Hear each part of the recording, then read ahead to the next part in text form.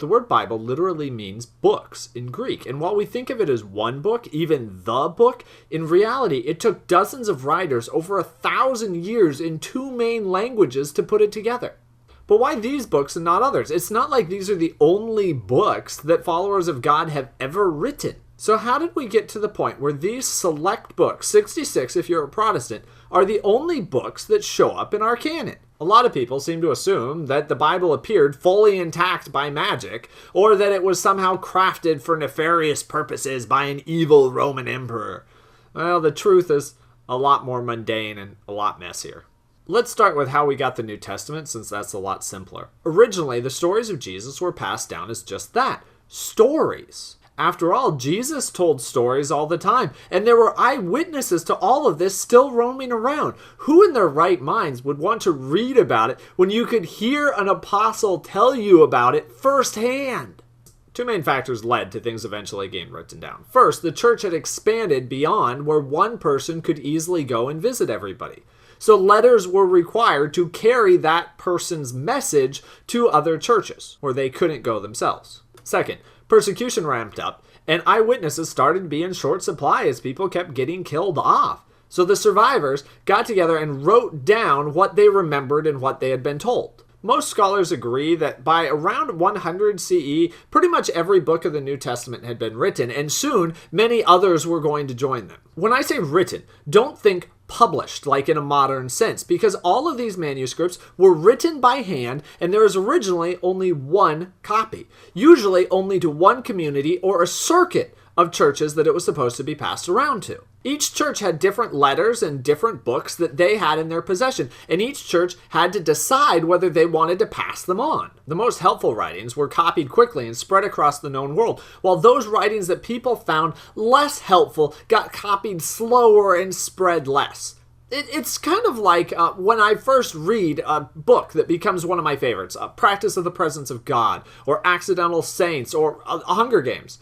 Immediately I buy multiple copies of that book, and I start giving it to all of my friends and family members who could possibly want to read it. When I read Twilight, however, I told no one until this day, and the book just kind of collects dust on my shelf. That's how the New Testament developed, not as an official list, but as a collection of books that individual churches found so awesome that they couldn't help but pass them on to others. They didn't see themselves as forming a canon, but as collecting books that were helpful to them, and they didn't have a problem saying some books were more helpful than others. In general, people gravitated towards the oldest books, the books that had some form of a connection with an apostle, and the ones that other churches had found to be the most helpful.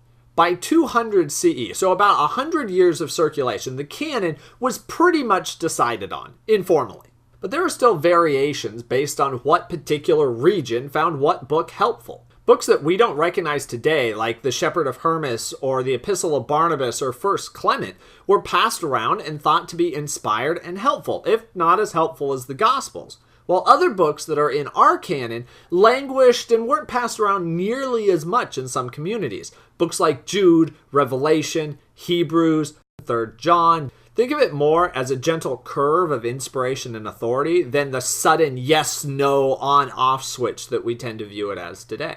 They were willing to say, well, no, this is incredibly helpful and is nearly perfectly inspired. And this is less so, and this we're not sure of, and this is probably inspired. This more open and fluid view of inspiration in canon started to firm up because of 3 different things. First, in the city of Rome, about 140 CE, a heretic preacher by the name of Marcion decided to create the very first official list of books of the Bible.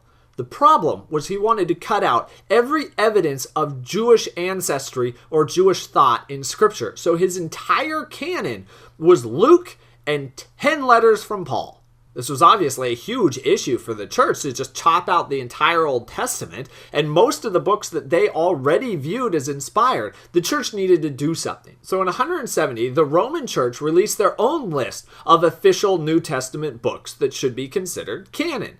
This list mostly matches our own. There are a few differences, but it does show that Christianity was well on the way toward creating an official list of books of their scriptures. Second, all of the books of the New Testament had been written on individual scrolls, so it was really easy to add or take away books from the collection. You just add a scroll to the shelf, or you take away a scroll from the shelf.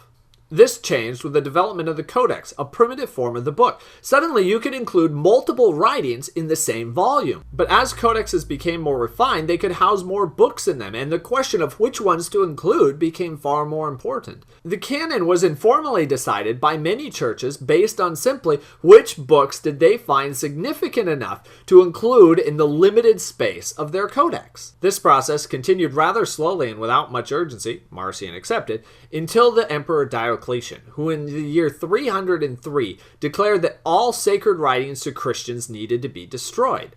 Suddenly, a book being helpful wasn't good enough. Now they had to decide, was this sacred enough? Was this important enough for them to risk their lives over? As you can imagine, the canon solidified pretty quickly from that point on, as all of the books that were helpful but not that helpful faded by the wayside, and some of them completely disappeared from history.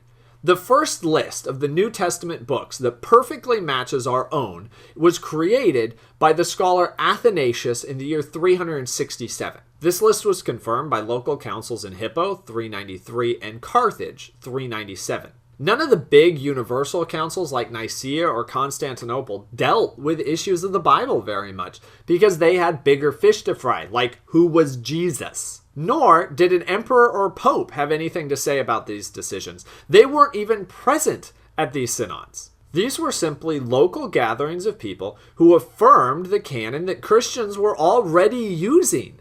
And that's as official as it ever got. It's amazing how many churches, even today, don't have any official statement on what they consider to be the Bible. So we just settled into our New Testament from over 400 years of trial and error, of sorting out what was helpful and inspired from what wasn't as good. And with only a few exceptions, Christians around the world have agreed on what the New Testament is ever since. The Old Testament is a bit more complicated. At the Synod of Carthage, where they endorsed the New Testament canon, they also released a list of Old Testament books that they considered canonical and inspired.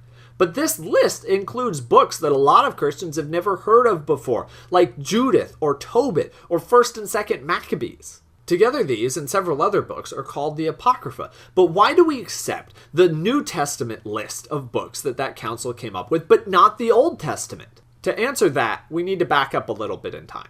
The origins of the Old Testament are quite similar to the origins of the New, if stretched out a little bit more over time. It began as an oral history passed down around the campfires and was first written down at the earliest around 1400, but probably closer to 1000 BCE. These first books were the books of the law, the first 5 books of the Bible, also called the Torah. They were the only books that were considered sacred at the time. But the Torah was the history of the Jews, and history continued on. Slowly, other books got written detailing God's interaction with the people, and that they slowly got added onto the canon. Though we know some books written did not end up in Scripture. The problem came after Alexander the Great had conquered Judea and the people found themselves scattered among the nations, particularly in Egypt. Few people there spoke Hebrew. Instead, they spoke Aramaic or Greek, which was the universal language of the time. But all of the writings of the Old Testament were in Hebrew. So Egyptian Jews slowly began translating all of the books that they had into Greek. We call this collection of translated books the Septuagint, and it wasn't a canon. It was a collection of all of the books that they found helpful and useful and wanted to read. Sound familiar? Meanwhile, the Jewish people living in Israel continued to refine their own collection of helpful books until by the time of Jesus, their canon was almost certainly decided, except for maybe a couple of books that were in question. Any remaining questions were formally settled in Jewish minds when in CE 90, the canon was officially declared to be 22 books, which we break up into the 39 of our Old Testament. You'd think that would settle it, but in the 60 years since Jesus, Christians had already separated from Jews, and most of them didn't speak Hebrew. They spoke Greek, and so they were using the Greek translation of the Hebrew scriptures, the Septuagint, which included those extra books that the Jews eventually cut. It was this Greek collection that Christians canonized as the Old Testament, and that Roman Catholics, and with some modifications, Coptics and Orthodox traditions use today. Though, to be fair, most of these groups don't heavily rely upon those works anymore, creating once again a spectrum of inspiration and authority within the Christian canon. Protestants got their smaller canon because when the Reformers wanted to return to the original Greek and Hebrew instead of the Latin that had been being used by the church, the only Hebrew manuscripts that they could find were in Jewish synagogues. Now, these manuscripts naturally only contained the books that were in the Jewish canon and did not contain any of the Apocrypha. Protestants ended up accepting the Jewish canon based on the Hebrew writings as opposed to the traditionally Christian one based on the Greek Septuagint. In the end, all Christian groups now have a canon which we call the Bible, even though it is different in some areas. This canon was formed through centuries of people using and relying on these books and sorting out which ones were authoritative, which ones were helpful, and which ones weren't worth risking their lives over. Because there were other books around during this time, and no one cut them from the Bible. They were simply found not to be helpful enough to include. So they didn't get passed around as much. They didn't get copied as much, and slowly they faded from use. I hope this video has helped you better understand some of the fluidity that has existed around the outside of the Bible, but also how strong and solid the core of Scripture really is and has always been. As always, thank you for watching. See you next video.